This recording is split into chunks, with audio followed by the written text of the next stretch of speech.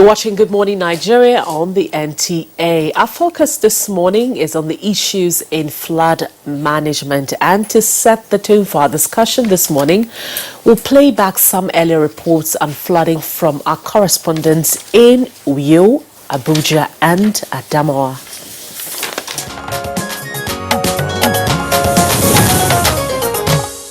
For Mr. Effiong Asukwa, a 60-year-old retiree of Akwa Ibom State, Sunday, July 7, 2019 was no ordinary day as he woke up to the sad reality that all he had worked for all through his active years had been washed off by flood waters.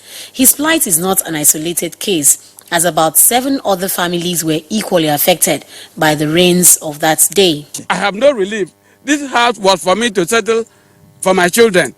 It is not now that I'm going to build a house. Since we entered this raining season, we have no rest at all because of water. The water really affects us so much. It has turned out to be a source of misery to the residents of this place principally because of the poor job done by this company. Out of the 5-kilometer stretch of road in the estate, the worst hit is D-Line Ewet Housing Estate Extension, and these residents say is making life unbearable for them. I'm pleading with the government, please come to our aid. Other areas affected by flood in Uyo Metropolis include Osongoma Estate, Atiku Abubakar Way, and Akaitinan Road. All efforts to speak with the Akwa Ibom State Commissioner for Works proved abortive.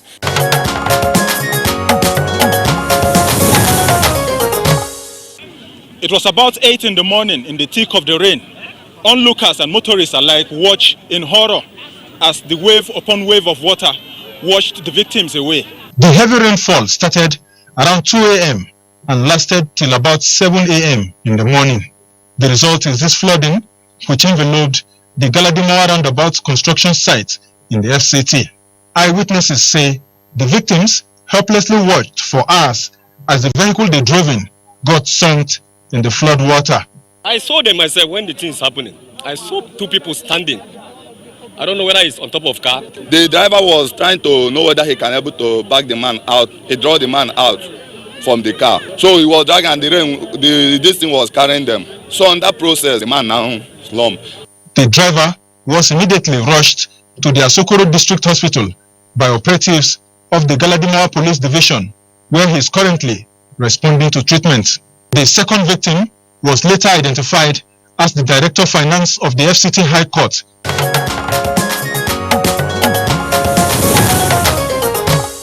This area here is supposed to be a waterway, free of any obstruction. But as you can see, houses have been erected on the waterways, thereby obstructing free flow of water. A tour around areas like Utako, Jabi, Airport Road, Lokogoma, and Area 1 reveals that most drainages and sewer lines are virtually blocked and overflowing with water, while some floodplains have been converted to use by illegal developers, leading to flooding, destroying lives and property. Acting Coordinator, Abuja Metropolitan Management Council, Suleiman Abdul Hamid says floodplains will be immediately recovered for easy flow of water. This situation is an emergency situation that deserves an emergency attention also. But when you block the floodplains and you don't allow water to pass, naturally water will create its own way. And that was what has led to the damages that you have seen.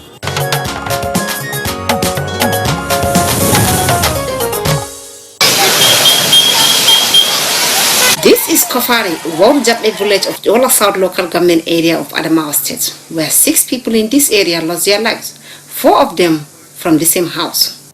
This is actually the only access road that can lead us to the house where 4 children have lost their life in the just flood that have been experienced in Wawrujabe village of the Ola South local government area of Adamawa State. The reason behind this flood is lack of drainages. After any fall from various places in somewhere far away, so the water used to flow down to here. This woman gave her name as Hadiza Adamu Kabiru, where she lost 2 of her grandchildren that just died at the recent flood recorded here at Wawrujabe of the Ola South local government area of Adamawa State.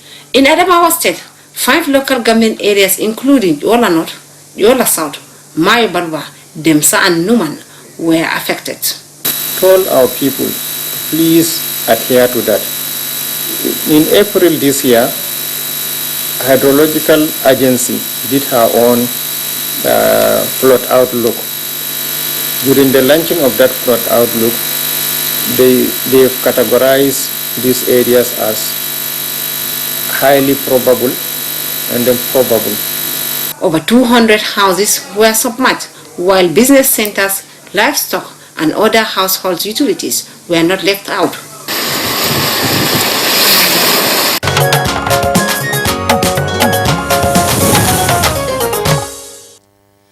All right, but those were reports from our correspondents with regard to the flooding incidents in some parts of the country, Abuja, Uyo, and Adamawa.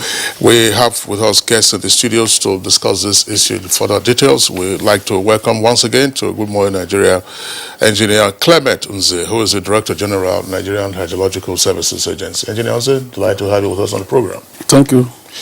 Also here with us in the studios is Engineer Mustafa Mehaja, who is the Director General, National Emergency Management Agency. That's NEMA. Engineer Mehaja, delighted to have you with us on the program. It's my pleasure being here. Okay. And also we have with us here in the studio Flores Wenegime. She's the Deputy Director, Forecasting, Response and Mitigation for the Federal Capital Territory Emergency Management Agency, FEMA. It's a pleasure to have you join us on Good Morning Nigeria. Good morning, thank you very much. And also we have Olusegun Okeborun, who's a former Controller General, Federal Fire Service. Olusegun Okeborun, thank you for joining us on the program this morning. Thank you. Okay, let's begin with Engineer Clement Nze. We had you some weeks ago on Good Morning Nigeria when we were discussing the flood outlook for the year. From what has happened so far, are we on course to meeting your, as it were, your forecast, or is there any relief inside? I mean, you can see the stories are all of disaster all over the place. So what's just happening with the flood situation in the country right now? From our own perspective, as a hydrological agency, it is unfortunate that the forecast is progressing. The events that are happening across the country is in tandem with the forecast in terms of flooding, destructions here and there, which to us is not a good story. And the most, frightening thing there is this. We have not really gotten into the peak of flooding in Nigeria, especially river flooding, which is expected to arrive in Nigeria. I mean, the flood from upper catchment, Mali, Guinea, Cameroon, Chad, Côte d'Ivoire, Burkina Faso, Benin Republic. It will be in about a month's time to be arriving. That will be the river flooding. What is our calling for now is urban flooding, flash flood here and there, which is aggravated by maybe poor drainage systems and building within the waterways or floodplains. That's what is happening so far. So the other part of the flooding, which affects mostly the states that are within the contiguous to the rivers Niger and Benue. That one has not begun yet. So it is a little bit alarming to us that things that are happening so rapidly and so early in our prediction. So I mean, paint the scenario again for the benefit of our viewers and indeed, for all responsible agencies at the subnational levels as to what we should expect. Because I recall when we had you on the conversation last time, you did say that the situation just might be scary this year. Just go over it again. What we are seeing now, urban flooding, the river flooding is still on its way. Yes. You see, within the West and Central Africa, Nigeria is precariously located downstream most of these other countries. River Niger takes its course from the Foot Atlantic Highland in Guinea, traversing over about 4,200 kilometers before emptying into the Atlantic Ocean.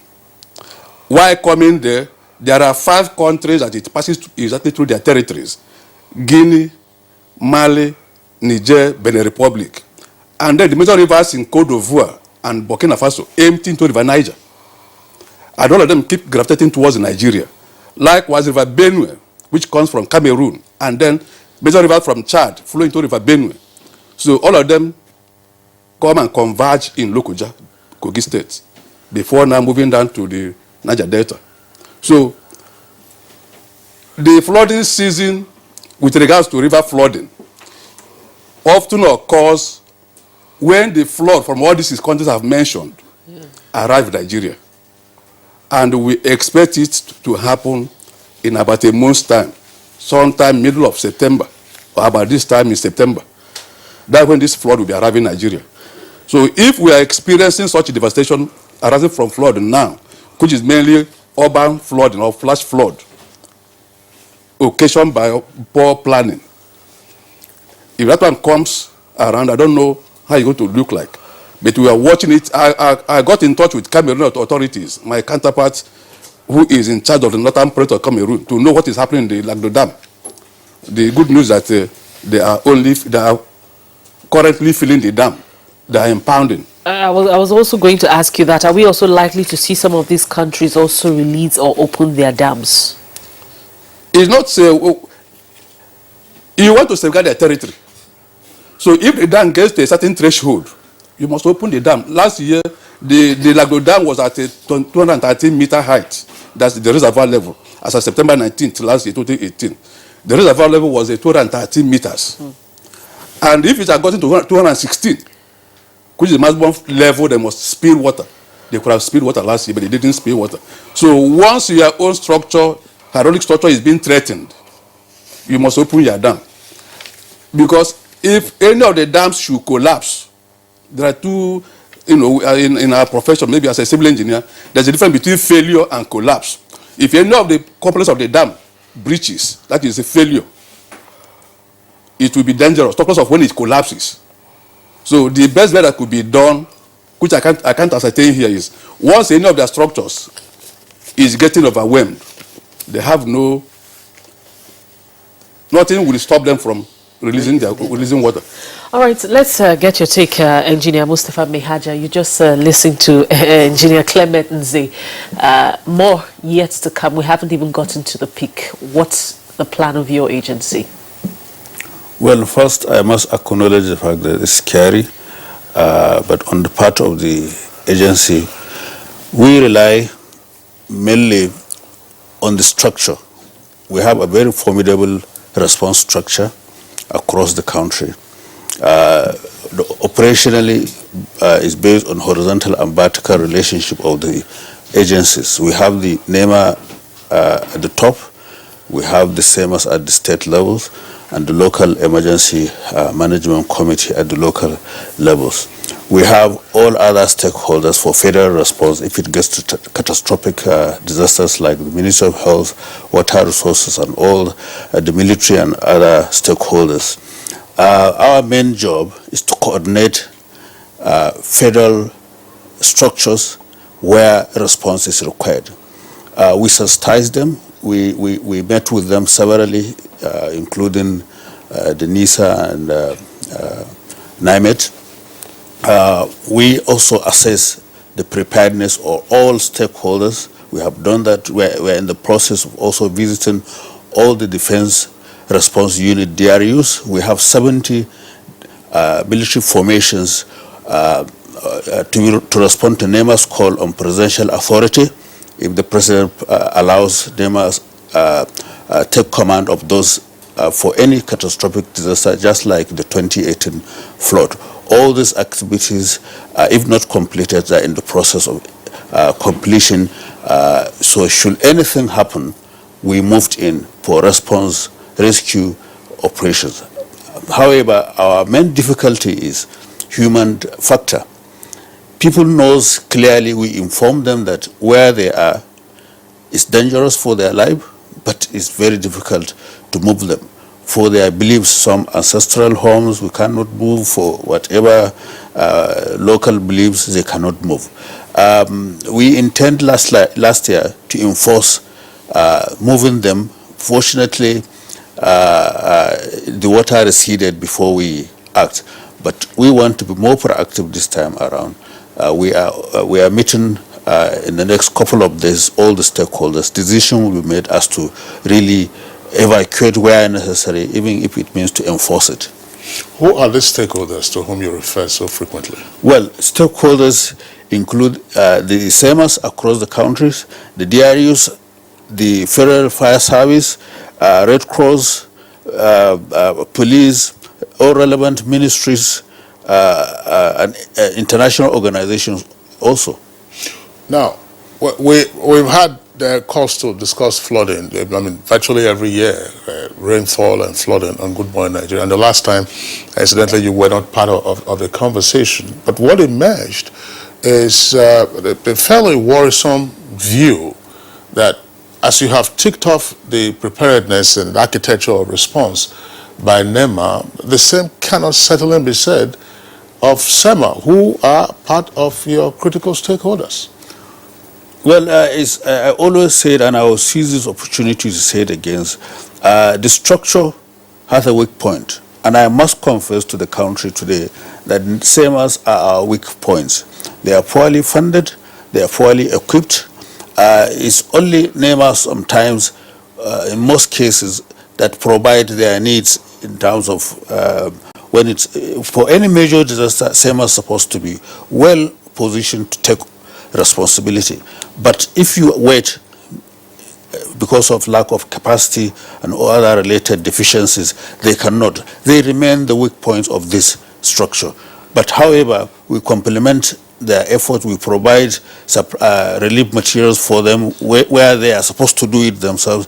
We, the Vice President, being the Chairman of National Economic Council, in 2 occasions I could recall that he drew their attention to setting aside certain part of the ecological fund constantly or monthly for the financing of the activities of the SEMAs. We are still on the process. I'm sure the pressure is on, and we'll get to that in the nearest future. Thank you. Let's Florence, when he may speak to the issues that he's raised, is the FCT, Emergency Management Agency, are you having some of the issues that he's raised, the issue of poor funding, because it seems SEMAs are the weak links here. And just recently, we've had a couple of flooding in Abuja, and I would say some of the issues that have been raised as to issues of response time, and even when your people get to where these things are happening, it seems like they lack some of the equipment that they need for the rescue. Are you having the same problem? Not quite. We have some few challenges in actual sense, but I think we are far better than these other SEMAs. Because FCT administration, they've always done their best. They gave us most of the rescue equipment, because FCT administration, we don't believe in distribution of relief materials. Instead, we believe in saving lives and properties. So what we do in terms of response time, our response time is just 3 minutes. And this is because we have vanguards, we have volunteers, we have local divers that we work together, we partner with them. In fact, they are part of us now because we've held several meetings with them, we have trained some of them, and that was why when it happened in Galadimawa, before we got there, the local divers were already there, and we now joined them with our own rescue team. We worked together, and that was why we were able to rescue the driver whom we took to the hospital. Definitely, we can't take somebody to the hospital without the police. So we invited the Galadimawa police. They gave us an officer, and we took him to the hospital. Before we got there, what we did was we made sure we got a speedboat, because sometimes it gets to a point that the local divers and the rescue team cannot really get to some areas.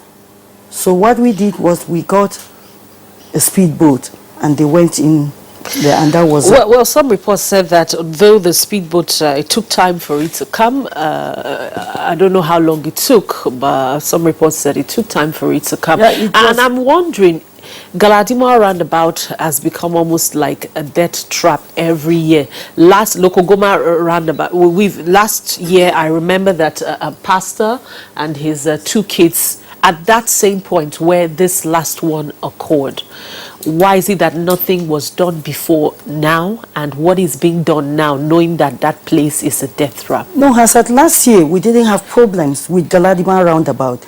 The man that died last year, it was even 2 years ago. 2 years ago, was in Lokogoma.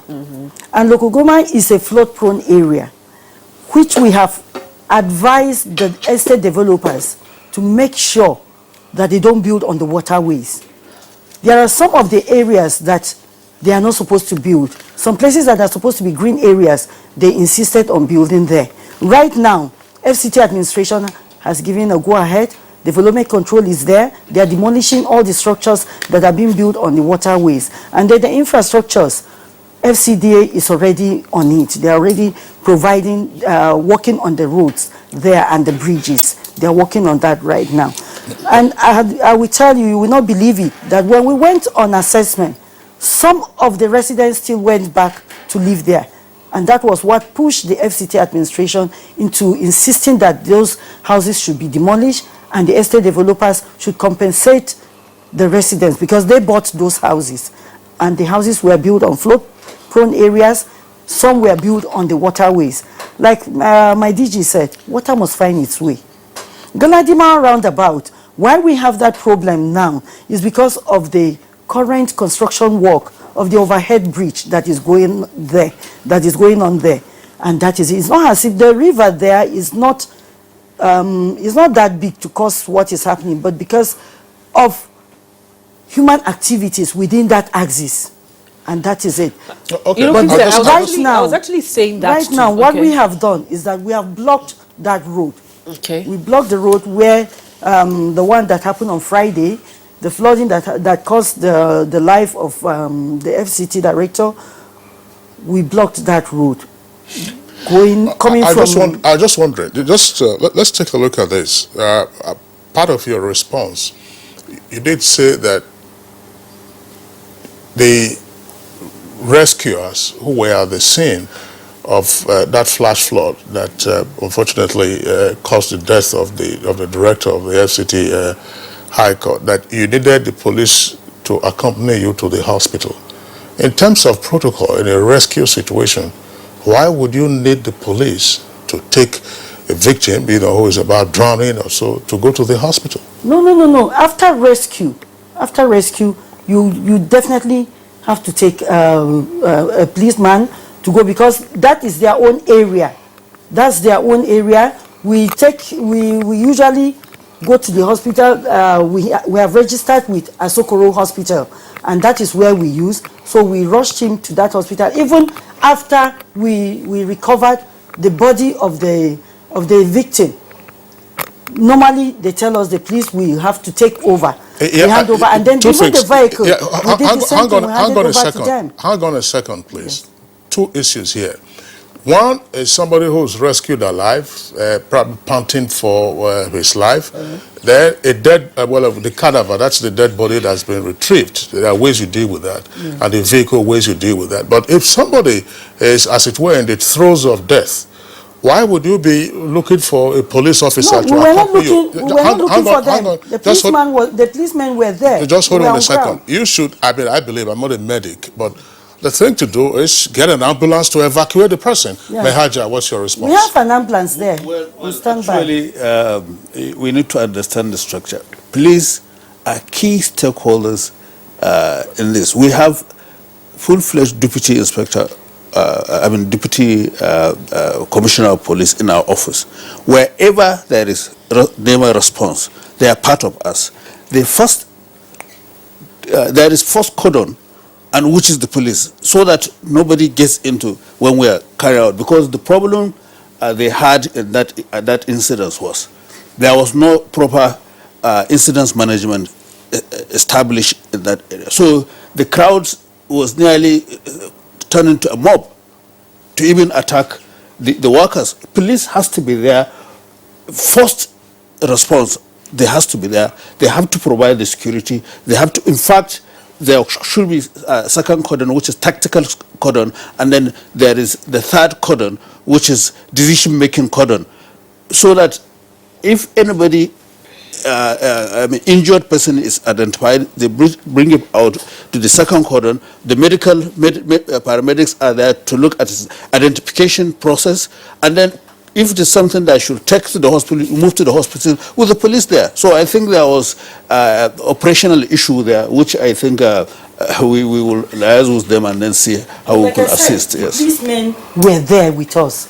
So immediately after the rescue, and we had our paramedics that was inside the ambulance already. So we rushed the victim immediately into the ambulance with the policeman, and then we took them to Asokoro Hospital. You will not even believe it. When we took when we recovered the dead body and we went to Asokoro Hospital, the first thing they asked was, do we have a police report? Fortunately enough, we were there with the police officers that were also on ground, and that made it very easy. All right. Before we bring in next guest, that's Olusegun. Okay. Before we get your take on the issues that they have raised, we also have some other reports from our correspondents from Bauchi and Port Harcourt, and I would like to take that before we continue the discussion.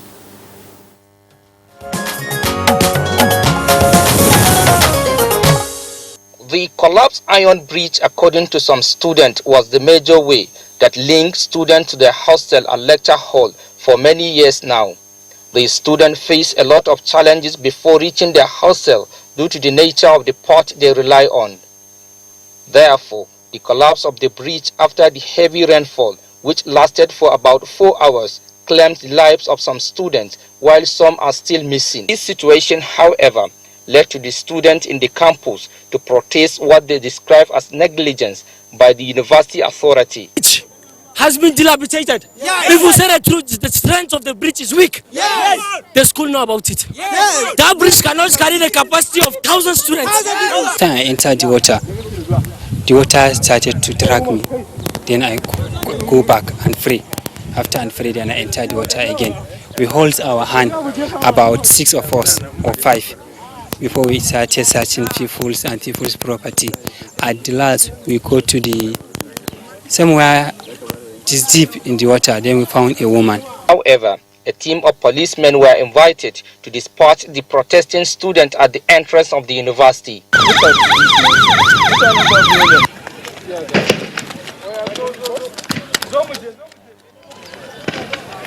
In a press briefing, the management of the university confirmed the demise of 4 students while they await more information on the other missing students. While the full details of the occurrence are being awaited, the University Senate at an emergency meeting this morning, August 6, 2019, has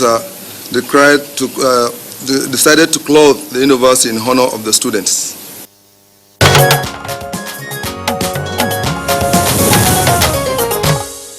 The situation at the Nkpolu Junction along East-West Road calls for urgent intervention, with floodwater taking over a stretch of the road.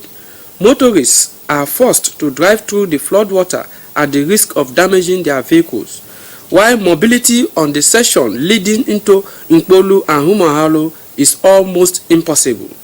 If you look at this way now, you see that the people here, their businesses are already gone. You can't, even residents, even people living there, I don't know, the government really needs to come and do something about this. I had to trek all the way from Rumokoro to a certain distance, entered vehicle, even all the vehicles refused stopping here. They said their last bus stop is at Mpolu because of this bad spot. Now it's totally cut off on this lane, and this lane is going bad and it's getting worse now due to the rainy season. So we just stop at the other end and then we walk down across, then take another taxi, and government should do something about this. Business operators are the worst hit by the state of the road, with shops in the area closed to economic activities. Every business, you can see now, every shop is closed. You can see that truck now. It fall down there since day before yesterday, about 3 days now. So I want government to help us. Whenever it rains, you cannot pass here. It causes traffic and all that. And then again, it causes chaos because so many trailers out there are falling, so many cars are falling. It's becoming a mess. If this is not done on time, really, we cannot pass here in another like 5 to 1 year. Drivers who cannot drive through the flood now take the other lane, driving against the traffic, and in turn increase chances of accidents. Residents of Nkpolu Road are totally cut off from the rest of the state. Hence the need for state government to rehabilitate the Nkpolu axis of the east-west road.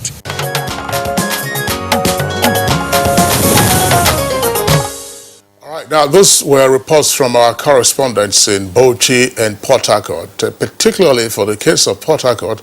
I just would like to reiterate what Engineer Clement Nze said. He's still with us here in the studios. He is the Director General of the Hydrological Services Agency. That what we are seeing at the moment are just largely urban floods, and that the main river floods would come sometime in about a month or so. So those who are in Port Harcourt and indeed other riverine states ought to get themselves prepared for what is likely to happen. And that, of course, will include the states and areas along Nigeria's two main rivers, namely River Niger and River Benue.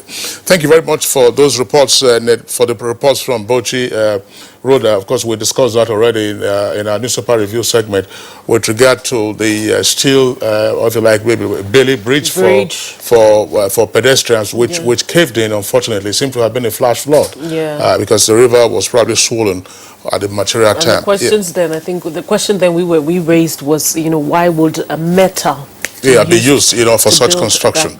All right. Well, let's bring in now the former Controller General of the Federal Fire Service, Olusegun Okebiorun. You've listened to the views and comments already been expressed by the guests, and indeed the comments by some of the interviewees in our correspondence reports. Just tell us, what is the role of the fire service in a flooding emergency or a flooding incident? Well, in a flooding incident, the Federal Fire Service or the fire service all over Nigeria have the responsibility to rescue people when we have such a problem. Actually, when we look at flood itself, as it has been defined, you have to look at the incident, the period before the flood, and then the period during the flood, and then the period after the flood. The period before the flood, the management lies as responsibility for some other agencies, not Federal Fire Service. And most of those things they are supposed to do have been highlighted, like having adequate drainage, not drainage alone, adequate one, the one that can take the volume of water that we are expecting when there is flood, then ensuring that those drainages are kept clean all the time. And to me, personally, I think every individual should make drainage in front of his house. If we are waiting for government to come and do it for the nooks and corners of this country, it will be a little bit difficult, and we may not get what we want. So if you build your house, make a little drainage in front of your house so that it goes to the other hand and then diverges water to a larger drainage. One other issue which I think we really need to look at is that when drainages are constructed, we should take into cognizance the volume of water that we expect should be there and go beyond that level. What we are experiencing in Abuja now, like in Galadima area, is that the water volume has increased beyond expectation. And the construction work that is going on there has constituted some blockage to the channel. There's an area that's supposed to serve as a reservoir for water. When the river is flowing, there's an area which is supposed to be a reservoir. That reservoir had been blocked completely. And it means the water can now flow more freely at a higher speed along its course. So we have to take into consideration all those things. The fire service has major responsibility to rescue people during flood disasters. Why is it that the fire service appears missing these days during flooding incidents? Fire service, state level, federal level? Well, to a large extent, the federal fire service is coming up. In the last few decades, I've always mentioned it, the fire services had been abandoned by everybody. In fact, I was discussing with one director general, one permanent secretary, one day, we had a meeting. He never knew that we have fire outbreak in this country. He doesn't even, he was surprised when I was giving him the statistics. It's as bad as that everywhere. And so to that extent, the fire services had been neglected until the last few years. The government has put serious attention to the issue of fire service. And when you put that attention to fire service, it's not a thing you can build in one day. In fact, even if you want to order an equipment for fire service, it's not a thing you can get off shelf. You have to order for it. Sometimes it takes months, 9, 10, 11, 12 months for even an engine to come. So the planning is going on, and I think it's gradual. Government is putting in enough resources into it, and with all these resources coming in, I believe that in the next few years, the fire services will be of age. You see, the response of any agency to an emergency is a function of how far that location is to that emergency point. So if you are far from that area of emergency, there is no magic you can perform to get there at the right time. And when you talk of rescue, timing is very important. Somebody is getting drowned. I mean, it's a matter of 1 minute, 2 minutes, 3 minutes at most, if you can swim. Let me raise this so that you can clarify it, and Engineer Mehaja can also speak to it. When you speak of fire service, the impression given, that impression that most people will have in their mind is, oh, they relate only to dealing with fire outbreaks. But you have a whole range of interventions and rescues, and this is worldwide. I mean, there was a story in the 80s, I believe, in the U.S. of a baby who fell into a shaft in the U.S. It was a major national story in the U.S. And it was the federal fire, it was the fire services that eventually rescued that child from the shaft. I remember Time magazine doing, a story and then an essay following that particular incident. But why? I mean, does the fire service, apart from the trucks and the usual complaints that you don't have water and other hydrants, to use, are your men sufficiently trained? You are out of service now, but are your men sufficiently trained to deal with flooding incidents and emergencies arising therefrom? Exactly. We are getting better trained. Like I told you, the facilities were not there before. But when I was there as the Controller General, one of the things we did was to ensure that we make manpower development a serious concern. And then we highlighted some various courses that we have to do, gradual courses. It's a gradual thing, stage 1, stage 2, stage 3. And we started this thing when I was there. It was ongoing. Then we established a National Fire Academy in Abuja here. The National Fire Academy is supposed to take care of all this training of the operational men. And before I left that place, we've been able to put in some training props, which are facilities required for firefighters to be trained properly. And those facilities are still upgrowing. They're still coming up. As of today, many people believe that the fire services have not been living up to date, meeting their expectation. Well, to some extent, they might be right of the handicap of the service. Like I told you, if there's an emergency, you cannot fly there. You have to drive in your vehicle. If you are far from that place, there's not magic you can perform. All these things we have highlighted to government before I left the office. Very, very essential. And on the functions of the fire service, like you said, the fire services all over the world are even moving away a little bit from firefighting, because fire outbreaks in those countries are getting reduced as a result of precautionary measures, which are taken by the country. We are trying to come along with those precautionary measures in Nigeria. But what I'm saying is that they have moved away to some extent from real firefighting to rescue. And rescue embraces what we have talked about. It embraces flood and some other emergencies. Road traffic accidents. Even road traffic accidents is the job of the fire service. But today, if you say the fire service should take that responsibility, they can't take it because they are not available within the vicinity. If it is in a developed environment, each local government should have a fire station. Therefore, the road should be close to one fire. The fire station should be close to one road. If there's an accident there, they will respond. Within minutes, they'll be there. But today, we cannot do it because the setup is not on ground.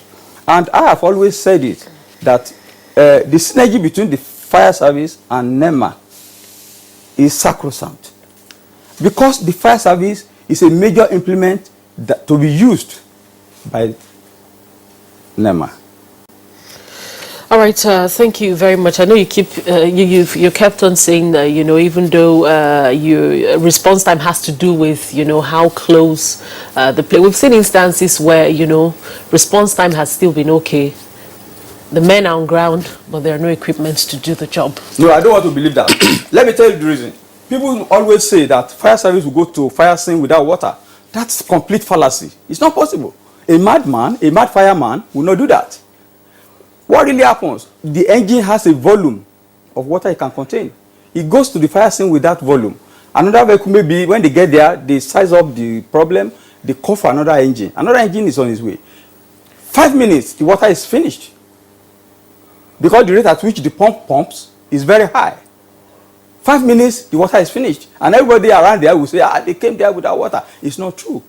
If it is under normal condition, once they get to the scene and some people are fighting the fire, they should connect to the city mains, which we don't have here. So they have to go back and refill their appliances. Well, we're not dealing essentially with fires now. I'm sure that we'll have an opportunity of discussing those issues subsequently, because there is also a certain height beyond which your men cannot go. Your ladder cannot get beyond 2 or 3 stories, and thereafter you start saying everybody will get into prayer sessions and, you know, using buckets to try to put out fires. But Engineer Mehaja, yes. Yeah. Thank you very much. Let me make some clarification regarding, operationally how these things are done. NEMA being the major stakeholder in terms of coordination, we develop so many policies, operational policies. National Contingency Plan provide the answers to all these questions. First of all, disasters are categorized into 3: the catastrophic, the major, and the minor disasters. The major and the minor disasters are purely the responsibility of the SEMAs and the LEMCs. This is where the problem is. We don't expect fire service to be at Galadima incidents. We expect FCT fire service to be there. The National Contingency Plan provided that the federal fire service, whether state or federal, is responsible or is the first respondent to building collapse, flood, fire disasters, majorly. For epidemics, Ministry of Health, State Ministry of Health, if it is catastrophic, that is when the federal infrastructure move in. Federal fire service goes to salvage situation where it is a catastrophic disaster. In most of these disasters, they are either minor, most of them are minor, there are a few major ones. The SEMAs should handle it, and the SEMAs structures include the State Fire Service, the State, Ministry of Health, Ministry of Water Resources, and all what have you. That's how it operates. But the structure is not operating because of SEMA. I can reliably inform this medium that the recent incidents on Friday, even the FCT fire service, I didn't see them there. NEMA was there, you were there, and I must also help her out. There are 2 strongest, as weak as we call them, strongest SEMAs. The La SEMA, and they have a very active DG to now in La SEMA. That's Lagos. Yes, Lagos. Yeah. And then FCT, they are doing very well. Of course, there are some issue of capacity issue, which I am sure we need to step up to assist them.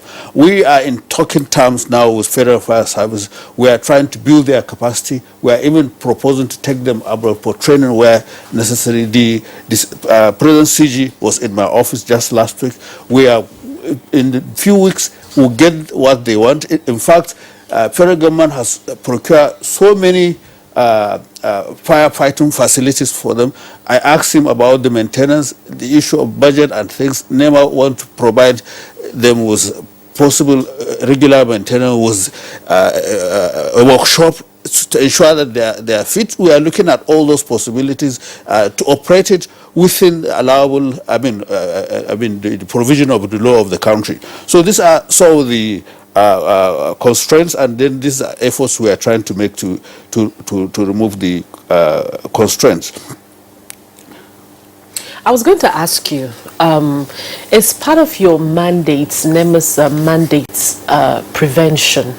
And if it is, what are you doing in that area? And it's part of your mandate also, you know, helping to ensure that people get the message, because the flood outlook has been out for a while now, and just as Mrs. Florence has just said, even within Abuja, where people have been told to leave flood-prone areas, places that have already been flooded, people have refused to. Is it that they don't understand the implication, or how are you sending the message across to them? Well, very good. We have a very adequate sensitization program going on across the states. Yes. The moment we got the message from both NIMED and DISA, we informed the state government formally, and then we have now a committee going to each state to assess their facilities. The jingles are going in the local medias in all the states.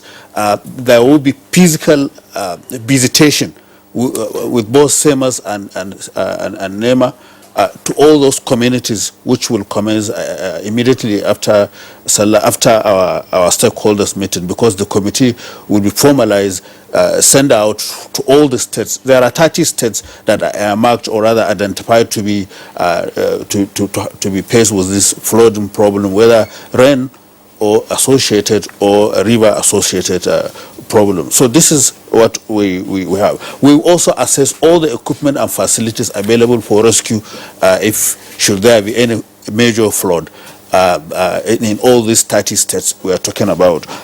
One other things I want to make known to Nigerians is NEMA has the power to request for any equipment from anybody or company. And if he failed to provide that equipment within the agreed, or rather reasonable time, we can take him to court. The law can take its course on that. So all the structure is there. The law provides almost all we need, but there is this Nigerian factor that's really militating in us. No commitment, no dedication, even on the part of the staffs. These are some of the problems. Is my and every chief executive's headache today. Well, I was just wondering, we can say all the things that we have in terms of arrangements, but when we want to translate what is on paper into practice, that's the comment that Engineer Mehaja just made now. That's implementation. Then becomes a crisis, and when disaster strikes, first our typical reaction: put your hand on top of your head and say that the whole world has collapsed around you. But there are always warning signs and so on and so forth. We get to see these days how flood victims are rescued. You have kayaks or canoes or small boats that are taking people out of impacted areas. You find instances of helicopters that are winching people from either rooftops or from treetops. Even here in Africa, I recall that some years ago when it happened in Mozambique, they got the South African Air Force to help rescue persons who were on treetops for several days. So these are the kind of things that I'm sure that Engineer Mehaja is referring to. Yes, that is correct. The infrastructure or facility deficit, I was in the discussion with Joe Air Staff. He has offered to release all his helicopters ready for rescue. We are trying to organize a training arrangement with both Air Force and NEMA and SEMAS across the country. Today by noon, I'll be meeting the Chief of Naval Staff on the marine-related activities. I don't want to preempt my meeting with him. So we have been extending, we have been doing our role, discharging our responsibility as a coordinator of this. But like I said, the unruly behavior of Nigerians is our problem today. Well, lots of questions we're still going to raise as we continue the discussions. For me, what bothers me the most, from what Mrs. Florence had earlier said, was the issue of, illegal structures being built on waterways. What comes to mind is, who are the people who approve this? The authorities that are supposed to. Immediately the building starts coming up. If you watch along the Galadima axis, the Lokogoma axis, all through Airport Road, through the end where you have Nigerian Judicial Institute, all through that way, you find that even recreational centers on that water line, you now have recreational centers built on them. So it's obstructing the water. Then the question is, where are the authorities that are responsible for actually looking into all of this? This is area, if I may come in, that it looks clueless to us. There is serious improper infrastructure development. Everything was not done according to design, or no design or anything like that. There is poor solid waste management is also a key issue. This is purely the responsibility of the state governments. Purely the responsibility of state government. So now, one thing on table now and in discussions, which I want to bring in the vice president maybe to talk to the governors. We want to sensitize all the urban development boards to make them take off their responsibility. We even offer to federal government to put in some percentage of the needed amount to evacuate, or rather to clear off all the drainages, but the state government should give maybe 60% on that. This is some of the issues we are now really thinking. We must get them take off their responsibility and do their best so that this menace of flooding is over in this country. On the long term, the federal government is looking into a major project. It's a major project that will take 15, 20 years. That is desilting the major rivers, River Niger and River Benue. It's a major project. The financial aspect of it, you have to crack your brain. Where do you get this quantum of money to get this thing? So without which, flood in this country for the 14 states across the two rivers will be a continuous occurrence. Yes. All right, thank you. I'm just wondering, if we're not taking a short break here, I just want to go to Engineer Clement Nze. Engineer Nze, when we come back from this short break, the question will go to you in terms of the response or reactions you're getting from the states. I recall that when we had you some weeks ago, you did say that you were just back from interaction with states to get them sensitized as to what was coming. Now that the floods, part one, are here and part two on the way, what reactions are you getting from them? At least in our report earlier, the Adamawa official who was interviewed did say that NISA, had been in interaction with them. So what are you getting from the states? How prepared are they, to confront the floods that are soon to be on their doorsteps? Let's take a short break now.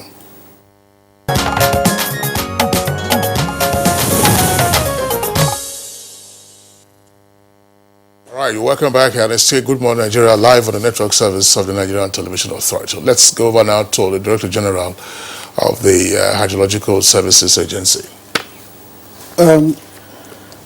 Like you just mentioned, after making public our prediction, before the onset of the flooding season in Nigeria, within our limits, that of resources, went around to some parts of the country to sensitize the people about what would be expected. One, there had been some positive response from some states, but we are still expecting more states to take a cue. For instance, I think 2 days ago, I got a call from the Honorable Commissioner for Housing from Imo State, because Imo State was on the line, was badly hit. The state governor is trying to do. In fact, I was expected to be there yesterday, but the time wasn't there. It was quite short. No notice was given. So they are trying to see. The government is trying to see what could be done on a long term to stop the perennial flooding in the state. We got a call from Delta State that we should come over to interact with them on what we have said, but it has not come through yet. We've been discussing with them. Now, that is one of the things we have mentioned here. If you build within the flood plain, it's not what you can physically see, that this is a flood plain or this is a pathway that the flood will take during rainy season. If you not to do proper studies of the environment, one of our projects we do is what we call flood vulnerability mapping, to map various locations in Nigeria to tell you the flood inundation levels. We measure all the rivers in Nigeria. We know their behavior over years. From that, you'll be able to now translate what could happen in terms of flooding. Like Lukogoma or Gladimawa, all those areas that I mentioned. By mere visual examination, you may not be able to, even town planners who issue the permit to build may not actually see it, that this place is flood prone. But if there is a study, when properly done, it will give you the delineation over here that you cannot encroach, even if currently the place looks okay to put structures. Unless there's a study done, anything you do is just a guesswork. Yeah, the fascination that Nigerians have is an estate. Once an estate has its own boundaries, it has its own fence, and they have drainage, and the roads are inside the estate are tied. They say everything is okay, that the water drains out. So I'm just wondering, Mrs. Florence, well, your department and urban planning or planning department in the FCT, how much of interaction goes on? Because we are seeing now, Lukogoma is always in the news during the rainy season for the wrong reasons. 2 years ago, we saw the gentleman and his children who were swept away by the flood. This year, we've seen Galadimawa, the director, who's also drowned in the floods. How much interaction is there with regard to more effective town planning or respect for town planning laws and regulations? Yes, we are always in touch. We work together because we are just one ministry. We are all FCT, and we have FCDA that handles the infrastructures. And if you recall, 2 weeks ago, we went round on assessment. It was a combined team, technical team. We went round on the assessment and we desealed most of the drainages. And like I said earlier on, development control and urban and regional planning, the town planners, they were all there, and they have started demolishing most of these houses that have been built on the waterways. And if you recall, even Area 1 roundabout was completely flooded, all because of human activities. And in less than 24 hours, we were able to deseal the place and the water dried up, and that is it. Right now, by 9 o'clock, we'll be moving into stakeholders meeting. We have invited all the stakeholders within the FCT. We are going to hold a meeting, and thank God my able DG and DG Nema, they are all here. I'm sure they will be in attendance. We are holding our stakeholders meeting for the year today. It was an emergency meeting. We converged. We didn't want to waste any more time because of what has been happening. But in terms of awareness, I have always said it in this studio, from the beginning of the year, round the clock, we carry out sensitization in English, Hausa, and Bagi. And we don't just go like that. What we do is we go with a projector or a screen to show them, because most of them, they don't really understand the impact of flooding. Some of them don't even want to hear what flooding is all about. But by the time we show them on TV and they see the dangers, the havoc, the damages, the effect, the side effects of this flooding, they become scared. There was a village we went to in Yaba. When we showed them, after showing them the video clips of what has been happening within the FCT and even outside FCT, in fact, most of them that refused to move to higher grounds, they moved. The whole of last year and this year, so far, nobody has died in Yaba. Yaba is one of the villages that we always have people being drowned, kind of. But last year and this year, nothing has happened so far, and we thank God for that. How do you intend to build your relationship with some of your stakeholders? For example, the police and medical agencies. From the incident that has happened in Galadima, I'm referring to that because of what you said. The police had to be on ground, but the NEMA DG said normally, like in your organization, you're supposed to have a police on standby, that when the incident occurs, instead of calling the nearby, you go with the police that is on duty at your station. And if you have an hospital that you're working with that already knows that, oh, this is SEMA, yes, why would they ask you for a police report? Well, that is what they do, but in actual sense, immediately we do the rescue. We have our ambulance that is on standby. And in fairness to the police in Galadima, they were there. About 2 or 3 of them were there on ground immediately. And so when we took the victim into the ambulance, they hopped into the ambulance and we all moved together. Same thing with the victim that we recovered the body. They were also there. We had the K9 there. They cooperated. Well, all the same, during the stakeholders meeting today, there are times that maybe due to some posting, when they post some policemen out and they bring some other ones, they wouldn't really understand what is involved. And that is why today, when we sit down, the police are going to be represented.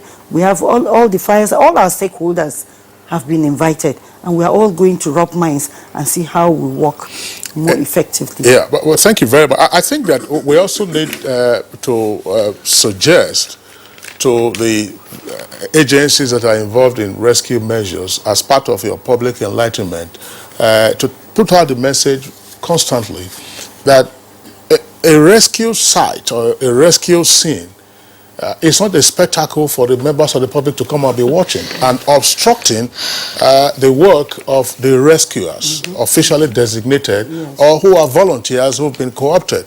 I think that this is very important because, as the DG NEMA indicated, you find that it is when the rescuers are trying to get in there that they will be obstructed and so on and so forth. Some people are using their phones to indeed. I think we also need to mention this. It's an offense under the law for you to prevent an officer or indeed any person to rescue some other person else who is in danger.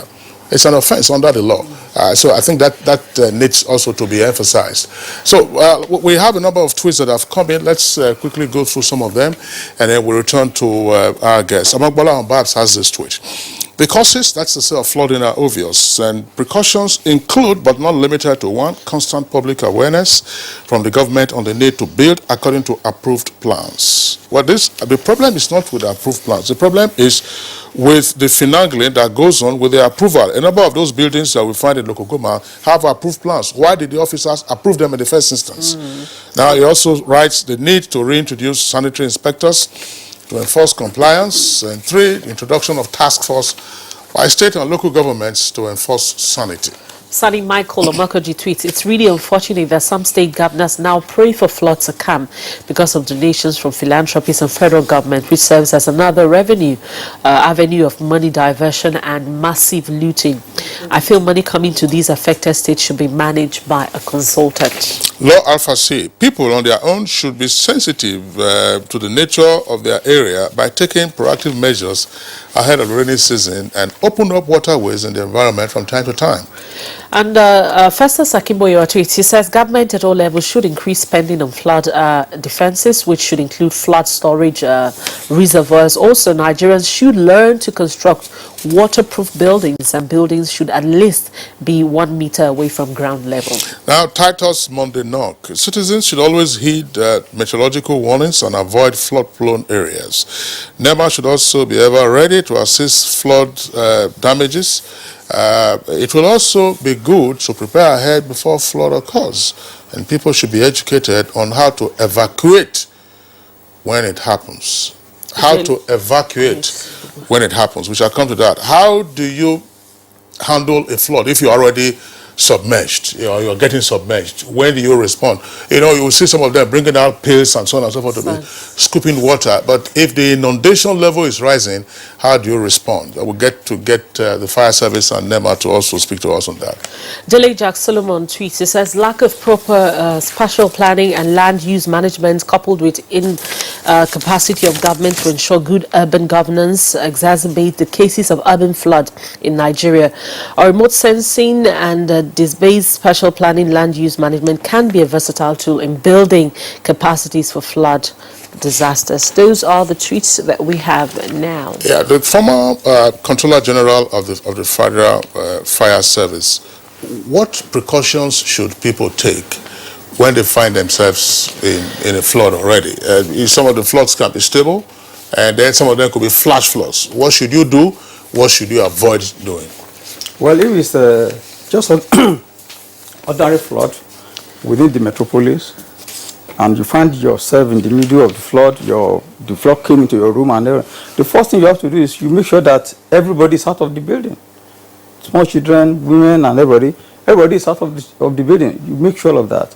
If there's anything you can do after that, then you go ahead. But the first thing you have to do is to call the emergency agency. Call the emergency number, and then while help is coming, you do what you can do within that place. But if you find out that the flood is still, the water is still rushing in, you don't even go in there. You get out of the place for safety. If you say, if you find that your building has been inundated, get everybody out. If the out you are going to is also inundated, where do you go to? How do you handle that? Well, that becomes a larger flood. Yes. And in that wise, the issue of the emergency services is very vital, so that they can come on time to do the rescue. Most of the problem we have when we have emergency is that the services are not called on time. People don't know their numbers. When they know their numbers, they don't even think about it until very late. So the first thing you have to do then is to call the emergency services and then try as much as possible to go away from the flood, if you can. That's the best you can do. Well, frankly speaking, these questions that give me some thoughts. There is a gap. People are not properly informed. I think we must all step up to inform people what they need to do. We must produce, even if this clip, send it to people's hands to understand what to do. People don't know what to do. He's correctly explained what should be done. More to what he has said, first they should call the emergency response. The emergency response is not adequately established, but it's been established. NEMA is fully involved in that. I believe in the next few months to come, we will have active with the collaboration of NCC and all other stakeholders. So we must, all of us, make sure that we ensure to coordinate that aspect. People are well informed on what to do in case of flood or fire or even first aid. People don't even know first aid. This is the truth. That's right. And if a person has taken in some gulps of flood water, there is a gap. This is a fact. So I was wondering, it's still on this, Mehaja. I'd like you to pursue, because we recall some years ago, must have been in the Zuba area or somewhere in Suleja, there was a flash flood, and they had to use a rope, or some metal rope, across the river, across the flash flood path. And of course, you had people who were holding on to the rope, to get out. There was one fairly endowed man. By the time they got to the end, they were panting for life. So another steps which NEMA started some few years ago, we must reactivate it, is the NEMA SEMA Vanguard.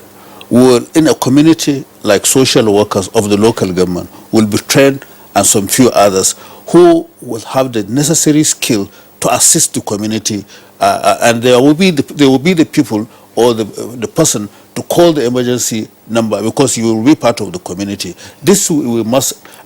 We have discussed in our last meeting with Manobo visited office. They want to key into the network so that they could be part of a rescue mission. I think this is also very good if we do that. Of course, Red Cross is part of our Boy Scouts. And Boy Scout. Yeah, I just put a little word inside. You see, one thing that is very important is for people to make sure that their buildings are well constructed by professionals. Make sure that the structure is okay.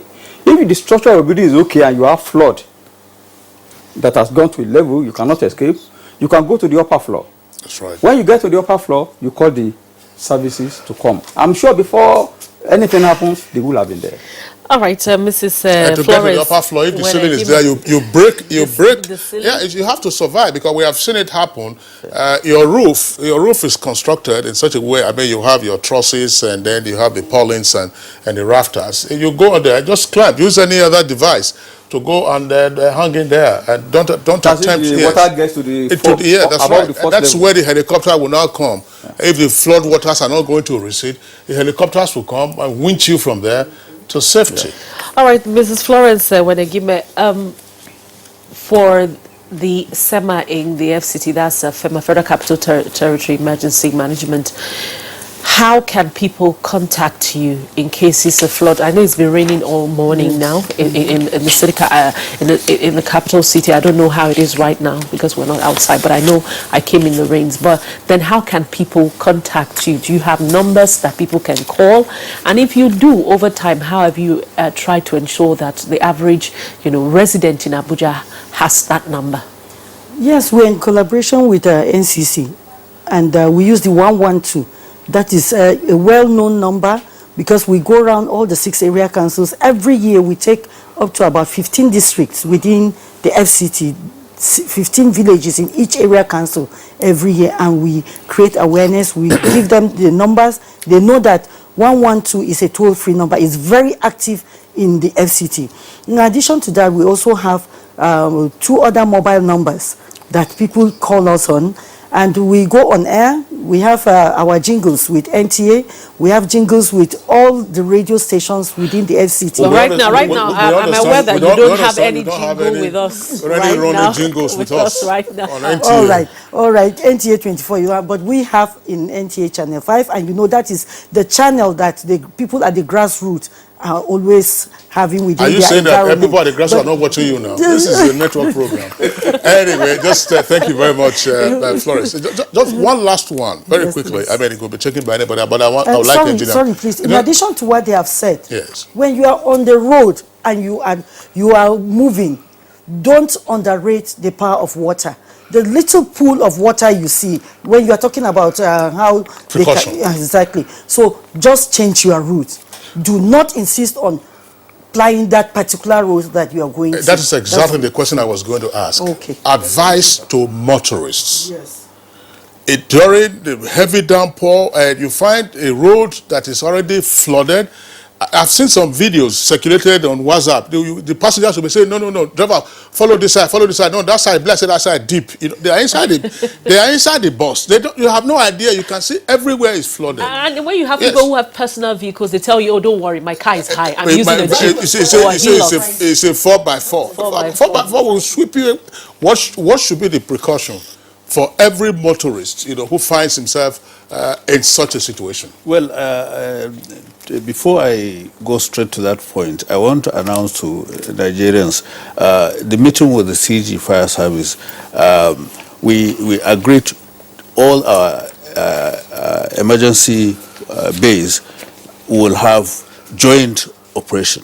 They will deploy their fire service because he was talking of they are far away from the populace. So we even intend to establish one between Zuba and Gwagwalada so that it will cover that areas. We have 5 now, so road safety also will deploy their facility. Fire service will provide their facility. We are always working together with SEMA. That's how I know their state of preparedness. So that will help. I must confess once again, I think we must step up our sensitization and enlightenment mechanism. People are not fully informed, fully aware of what to do in all situations, so to say, all situations. So we need to, with the social media and electronic communication system of today, we should take advantage of that, inform people what to do. If there are flash flood, don't do this. Do's and don'ts should be emphasized, and people must be aware at all the time. They know what to do. Speak to drivers now. Speak to drivers. Those who it's raining now and the road is flooded. Part of the road may have been washed out completely. But what should do? You lay by or just continue and then be going slowly until out of luck? Because you don't underestimate the depth of that water. Exactly. That's right. You cannot underestimate it. Where you think it's 1 meter, it might be 3 meters. And once you get inside, that is the end of the road. So once you see flood, you have to move away from there. All right, gentlemen and lady, that's the much we can take this morning on the program. It's on this note, I want to say a very big thank you to all of our guests, Engineer Clement Nze, Director of Nigeria Hydrological Agency. Thank you very much for coming on the program. Engineer Mustafa Mehaja is the Director General of NEMA. Thank you for coming on the program. Florence Wenegiwa is the Deputy Director of Forecasting, Response and Mitigation of the FCT Emergency Management Agency. Thank you for coming on the program. You're welcome. And Olusegun Okebiorun, former Controller General, Federal Fire Service. Thank you for coming on the program. You're welcome.